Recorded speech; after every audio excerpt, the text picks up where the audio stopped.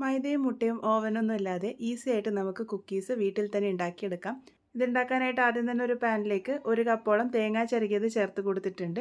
ഈ ഒരു തേങ്ങ ഒന്ന് ചെറുതായിട്ട് ഡ്രൈ റോസ്റ്റ് ചെയ്തെടുക്കാനാണ് പോകുന്നത്. ഇതിൻ്റെ വെള്ളപ്പറ്റൊക്കെ ഒന്ന് മാറി കിട്ടണം. കളറൊന്നും മാറേണ്ട ആവശ്യമില്ല. ഇതിന് പകരം നിങ്ങൾക്ക് ഡെസിക്കേറ്റഡ് കോക്കനട്ട് ഉപയോഗിക്കാവുന്നതാണ്. ഈ ഒരു പാകത്തിനാകുമ്പോഴാണ് നമ്മളിത് മാറ്റി വെക്കേണ്ടത്.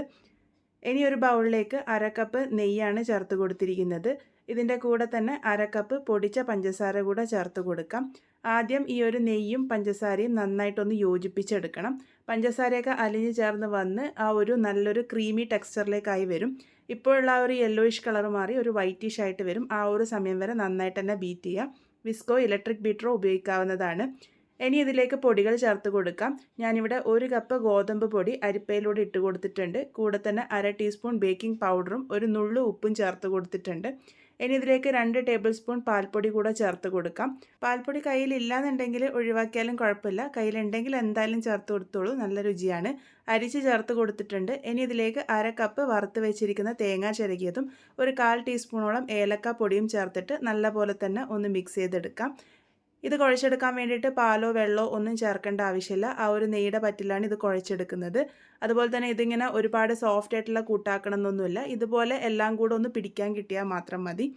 ഇനി ഇത് ഏത് പാത്രത്തിലാണോ ബേക്ക് ചെയ്തെടുക്കാൻ വേണ്ടി പോകുന്നത് ആ ഒരു പാത്രം നല്ലപോലെ തന്നെ ഒന്ന് നെയ്യ് തടവിയിട്ട് അതിലേക്ക് കുറച്ച് ഗോതമ്പ് പൊടിയിട്ട് ഡസ്റ്റ് ചെയ്തെടുക്കുന്നുണ്ട്. ഇതിന് പകരം നിങ്ങൾക്ക് ബട്ടർ പേപ്പർ ലൈൻ ചെയ്തെടുക്കാവുന്നതാണ്.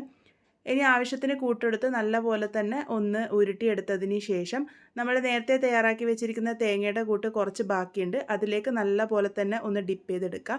എല്ലാ ഭാഗത്തും നന്നായി കവർ ചെയ്യുന്ന രീതിക്ക് ഒന്ന് ചെയ്തെടുത്തതിന് ശേഷം കയ്യിൽ വെച്ച് ഒന്ന് ചെറുതായിട്ട് പ്രസ് ചെയ്ത് കൊടുക്കുക മാത്രമാണ് ചെയ്യുന്നത്. ഈ ഒരു രീതിക്ക് ഞാനിവിടെ എല്ലാം തന്നെ തയ്യാറാക്കി എടുത്തിട്ടുണ്ട്. ഇനി ഇത് ബേക്ക് ചെയ്തെടുക്കാം. ബേക്ക് ചെയ്യാൻ വേണ്ടിയിട്ട് ഒരല്പം വലിയൊരു അലുമിനിയം പാത്രം എടുത്തിട്ടുണ്ട്. അതിലേക്ക് ഉപ്പും സ്റ്റാൻഡും വെച്ച് ഹൈ ഫ്ലെയിമിൽ ഒരു 10 മിനിറ്റ് നേരം നല്ലപോലെ പ്രീഹീറ്റ് ചെയ്തതിന് ശേഷം ഈ ഒരു പാത്രം ഇറക്കി വെച്ച് കൊടുക്കുക. അതിനുശേഷം മീഡിയം ഫ്ലെയിമിൽ വെച്ച് 20 മുതൽ 25 മിനിറ്റ് നേരത്തേക്കാണ് ഇത് ബേക്ക് ചെയ്തെടുക്കേണ്ടത്.